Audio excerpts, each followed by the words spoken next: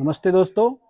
आज जीवन के दूसरे लेसन में हम पढ़ाई करेंगे कि जीवन क्या है। जीवन क्या है? अज्ञान और ज्ञान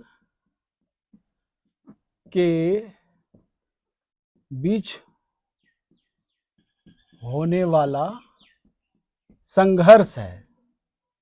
क्या है जीवन? अज्ञान और ज्ञान के बीच होने वाला संघर्ष है। आदमी जो भी जीवन में महसूस करता है उस या अच्छा या बुरा, वो अज्ञानता के कारण ही सारा क्रिएट होता है। अज्ञानता के कारण डर पैदा होता है और डर ही लालच को जन्म देती है और लालच के कारण ही सारा जो आजकल प्रॉब्लम जो जीवन में देख रहे हैं, समाज में देख रहे हैं, सिर्फ डर और लालच का ही परिणाम है और कोई चीज नहीं है। मनुष्य को पहले ये समझना होगा कि मान लीजिए ये दो गेंद है, ये दोनों गेंद जो है क्या है? कांच का है। कांच का है, कांच का गेंद है। अगर हम इसको ज्यादा उछलाएंगे तो हो सकता है गिर के टूट के बिखर जाए। ये जो कांच का गेंद है वो क्या है? पहला हमारा स्वास्थ्य है। अगर इसके साथ खिलवाड़ करते हैं, मान लीजिए दारू पीते हैं, ये करते हैं, वो करते हैं, जो भी जिससे नुकसान हो सकता है स्पष्ट शब्दों में लिखा रहता है।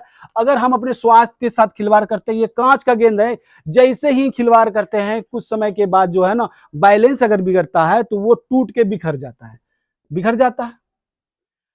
और ये दूसरा जो गेंद है हमारा फैमिली है।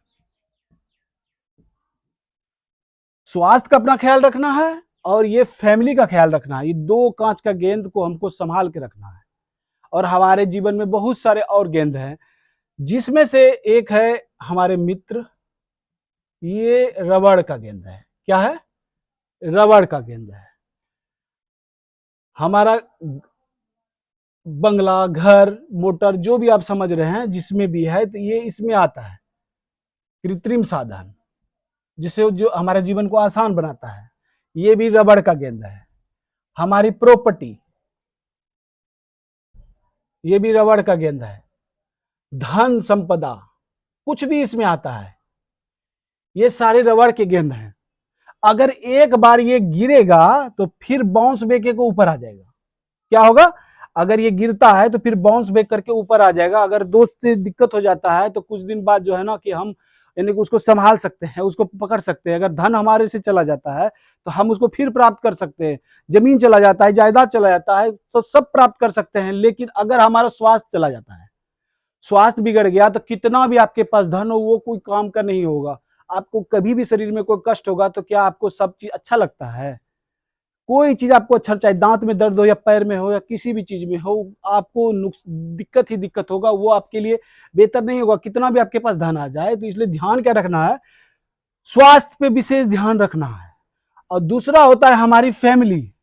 आपने बहुत सारा धन कमा लिया, बहुत पैसा हो गया, बहुत कुछ कमा लिया, लेकिन हमारा फैमिली सदस्य, माता पिता, भाई बहन, कोई भी है, पत्नी, कुछ भी, बच्चे, ये सभी अगर मेरे साथ नहीं है, पूरा धन कमा लिया, हम इसको समय नहीं दे पाते हैं, तो वो किस काम का वो धन?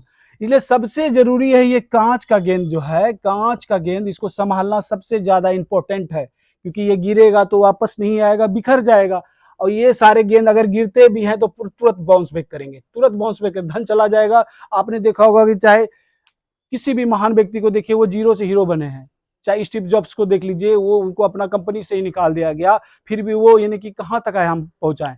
किसी को भी आप देख सकते हैं। इस विषय में आपको बहुत सारी पुस्तकें हैं जिसमें आप पढ़िएगा कि बहुत आदमी यानी कि जीरो हुए फिर हीरो बने, जीरो थे हीरो बने। अमिताभ बच्चन को देखिए, उसकी एबीसीएल कंपनी जब डूब गई तो फिर उसने उसको खड़ा कर लिया, क्योंकि उसमें टैलेंट था। उसको ये पता था कि मेन है कि ये दो कांच का गेंद है, ये सब सामान है, ये जो है प्रॉपर्टी है, धन है, जो भी है, ये रबड़ का गेंद है, ये जो है हमें फिर से प्राप्त हो सकता है। लेकिन हमें अपने फैमिली का विश्वास कभी नहीं खोना है, सबसे इंपॉर्टेंट है। और अपने स्वास्थ्य पे विशेष ध्यान देना है ताकि हम लंबी पारी खेल सके। अगर मान लीजिए आप पूरा धन कमा लेते, फैमिली के लिए कमा लेते, आप ही नहीं रहते, तो ये फैमिली को क्या, ये जो आप जो धन कमाए, क्या वो रास आएगा? मान हम आतंकवादी बन जाते, बहुत सारा धन देगा हमको, भाई टेररिस्ट बन गए, हमको कहीं से फंडिंग आ गया और हमें बोलता है कि आप जाके सुसाइड कर लीजिए, तो क्या उस धन का, जीवन का क्या, क्या माता पिता से आप पूछिएगा कि तुम मर जा बेटा और हमको इतना करोड़ रुपया देगा, तो क्या उसको पसंद आएगा ये चीज? आपको ये समझना होगा, सबसे अधिक इंपॉर्टेंस आपको जो है हमारा लाइफ एजुकेशन सिस्टम स्टार्ट करने का यही तात्पर्य है। आपको सही जानकारी सही समय पे देना जरूरी है। आपको 10 साल से 30 साल तक में फाइनेंशियली फ्री बनाना है, टेंशन फ्री। जब से अब यानी कि शादी होती है उसके बाद टेंशन चालू होता है, उस टेंशन को दूर करने के लिए जो हमने गलतियां की वो आप ना करें, उससे बाहर निकालने की प्रक्रिया है डीसी लाइफ एजुकेशन सिस्टम। इसको हल्के तौर पे आप मत लीजिए। आज इसका एहसास आपको नहीं होगा, कुछ सालों बाद आपको एहसास होगा ये कहना क्या चाहता था। सारी समस्या का समाधान धन के माध्यम से होगा। ये धन को ज्यादा इंपॉर्टेंस नहीं देना है। और धन कैसे कमाना है, वो मार्केट में सब चीज उपलब्ध है, बस आपको देखने की आवश्यकता है। समाज में सब कुछ फैला हुआ है। आपको समंदर से हीरा निकालना है कि पत्थर निकालना है कि सीप निकालना है कि मोती निकालना है कि क्या निकालना है, या मछली निकालना है, आपको ये अपनी आंखों को खुला रखना होगा कि आप देखना होगा कि कहां से हमको ज्ञान प्राप्त हो सकता है जो अपने जीवन को सुधार सकते हैं और अच्छी लाइफ जी सकते हैं। टेंशन फ्री लाइफ जीने के लिए आपको सेविंग करना होगा और इन्वेस्टिंग करना होगा और सही दिशा में प्रयास करना होगा। आप सही दिशा में प्रयास नहीं करिए, हमको आपको जाना है दिल्ली, आप विपरीत दिशा में चलिएगा तो क्या आप दिल्ली पहुंच जाइएगा? कभी नहीं पहुंचिएगा। कहीं भी कोई भी लक्ष्य आप बना लीजिए, कोई भी लक्ष्य आप बनाइए, लक्ष्य का एक ही उद्देश्य होना चाहिए कि मानव सेवा। लक्ष्य आपका ऊंचा होना चाहिए और उद्देश्य होना चाहिए कि समाज सेवा हमको करना है। लक्ष्य ये होना चाहिए कि हम अपना जिंदगी आराम से काटने के लिए हमको धन की आवश्यकता है, लेकिन किसी को अहित पहुंचा के हमको धन नहीं चाहिए। लक्ष्य ऐसा बनाइए ऊंचा कि प्रकाश की ओर ले जाए, अंधकार की ओर नहीं।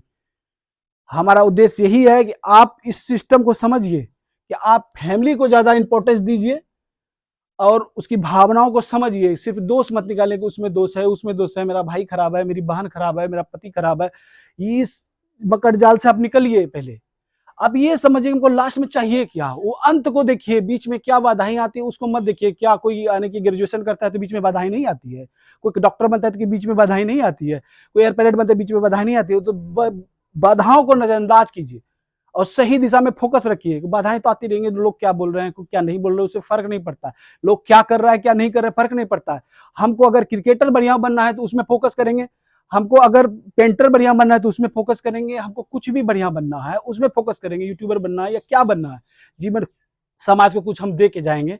समाज सुधार में किया गया कोई भी कार्य गलत नहीं होता है, बशर्ते हमारी सोच और नियत सही होनी चाहिए। यही लाइफ का जीवन का उद्देश्य हमारा होना चाहिए। जीवन बस आनंद को प्राप्त करने का एक साधन है। हम आनंद कैसे प्राप्त करेंगे, डर को अपने जीवन से निकालना होगा और यानी कि समस्या के समाधान के विषय में हमेशा यानी कि सोचते रहना होगा कि कैसे इस समस्या का समाधान होगा। हर समस्या लिंक्ड है एक दूसरे से। आप ये मत सोचिए कि मेरे पैर में दर्द होगा, मेरे दांत को दिक्कत नहीं हो रहा है, कहीं भी दिक्कत हो रहा है, दिमाग को दिक्कत हो रहा है, प्रकृति को दिक्कत हो रहा है। अगर प्रकृति को दिक्कत हो तो आपको दिक्कत होगा।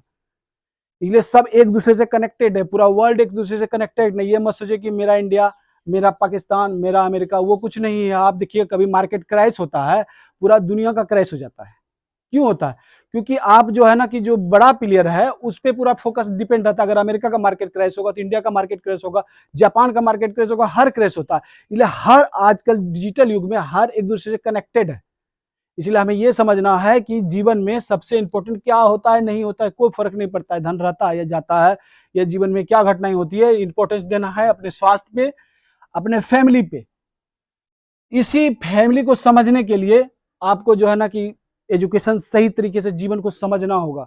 आप गलत निर्णय जो लेते हैं हमेशा कि जब मन हुआ जैसे मन तैसे जिंदगी को जी रहे हैं, आप जो आपको उत्पन्न किया, जो आपको बढ़ाने में अपना खून पसीना लगाया, उसकी बातों को नजरअंदाज कर देते हैं। उस नजरअंदाज आपका बिल्कुल ही गलत है। ये सोचने का विषय है। आप बैठ के आराम से इस विषय में सोचिएगा कि क्या ये आज जो हम कर रहे हैं, समय का दुरुपयोग कर रहे हैं, मोबाइल में गेम्स खेल के समय का दुरुपयोग कर रहे हैं, क्या ये सही है या गलत है? सबकी आशाएं होती है कि हमारा बेटा सेटल हो जाए, अच्छा जिंदगी जिए, अच्छी पढ़ाई करे। आप पढ़ाई पे फोकस कीजिए, एक उद्देश्य बनाइए, ऊंचा उद्देश्य जिसको प्राप्त करने के लिए जी जान लगा दीजिए। और सफलता क्यों मिलती है? वलसा मिलने का कारण यही है कि सफलता के लिए पूरा प्रयत्न नहीं किया जाता है। और जब तक आपको यह एहसास नहीं होगा मेरे पास कोई विकल्प नहीं है, यही एक है और नाक से ऊपर मेरा पानी चल रहा है, अब हम छटपटाहट में ऊपर आने की कोशिश जिस तरह करते हैं, उसी तरह सफलता में अगर 100% अपना झोंक के आप छटपटाहट जिस दिन महसूस होगा, आपको सफलता मिलेगी। और सफलता मिलता है तो सबसे ज्यादा खुशी फैमिली को होता है। ये मत सोचिए कि उसको दुख दुख होगा, दोस्त हो कोई भी हो, सबको खुशी होती है। आप अगर असफल होते तो दुख भी इसी को होता है। तो इंपॉर्टेंस पहले किसको दीजिएगा? फैमिली को दीजिएगा, स्वास्थ्य को दीजिएगा, कि प्रॉपर्टी को दीजिएगा, घर को दीजिएगा, बाहरी चीज, गाड़ी मोटर, ये सबको दीजिएगा? इंपॉर्टेंस वही है। पिछले चैप्टर में आपने पढ़ा कि हमको बड़े पत्थर पे ध्यान देना है या कंकड़ बालू पे ध्यान देना है, कृत्रिम साधन पे ध्यान देना है। फोकस आपका हमेशा फैमिली को सिक्योर करने में रहना चाहिए, फैमिली का बात मानना चाहिए, फैमिली का यानी कि हर बात पे थोड़ा गौर करना चाहिए, क्या ये सही कर रहा है या गलत। अगर गलत वो बोल रहा है तो उसको सुधार करने को, उसको यानी कि दिशा दिखाना होगा आपको। ये नहीं कि उसे झगड़ा करना होगा, कुछ अलग तरीके से उसको समझाइए कि देखिए ये सही है। माता पिता कभी भी बच्चे का अहित नहीं चाहता है, इसलिए आपको ये जरूर सोचना चाहिए, उसके बातों का सम्मान करना चाहिए, उसकी सोच का सम्मान करना चाहिए, उसके जीवन से हमें शिक्षा प्राप्त करनी चाहिए और अपने जीवन को और बेहतर तरीके से सुधार करके आगे की ओर ले जाना चाहिए। ये नहीं कि पीछे की ओर ले जाना चाहिए कि भाई चलो गलत काम करके हम क्या परेशानियां पैदा हुई मूर्ख इंसान की तरह, वो हम प्राप्त करें। आज का चैप्टर यहीं समाप्त होता है। नेक्स्ट चैप्टर पे हम जीवन के अगले आयाम के बारे में बात करेंगे। आप हमारे वीडियोस बराबर देखते रहिए और उसमें जो है पूरा वीडियो देखिए, तभी हमारा कंटेंट समझ में आ गया। ये मत सोचिए कि बोर्ड पे क्या बना रहा है, मैथ पढ़ा रहा है, फिजिक्स पढ़ा रही है, लाइव को पढ़ाया जा रहा है, इसीलिए बोर्ड पे सही तरीके से, ताकि आपको लगे कि भाई स्कूल में पढ़ाया जा रहा है, इसीलिए इस तरीके से बताया जा रहा है। प्रवचन देने से काम नहीं होगा, आपको प्रवचन को सुनकर उसको महसूस भी करना होगा कि ये क्या सही है या गलत, आपका निर्णय है। आप हमेशा मधुमक्खी की तरह सोचिए, अच्छाई जिसमें जो मिले उसको ग्रहण कीजिए, कौन बोल रहा है ये मायने नहीं रखता है। इसलिए आपसे निवेदन है कि आप वीडियो को पूरा देखिए और इस मर्म को समझिए कि ये कहना क्या चाहता है। फैमिली को ज्यादा इंपॉर्टेंस देना है, स्वास्थ्य को देना है, उसके बाद ही मित्र को देना है, कृत्रिम साधन को देना है, प्रॉपर्टी को देना है और धन को देना है। ये सब सेकेंडरी है, फर्स्ट ये है। आप नंबर 1 बनना चाहते हैं कि लास्ट आना चाहते हैं? अब लास्ट आना चाहते हैं तो आपको समझाने की जरूरत नहीं है।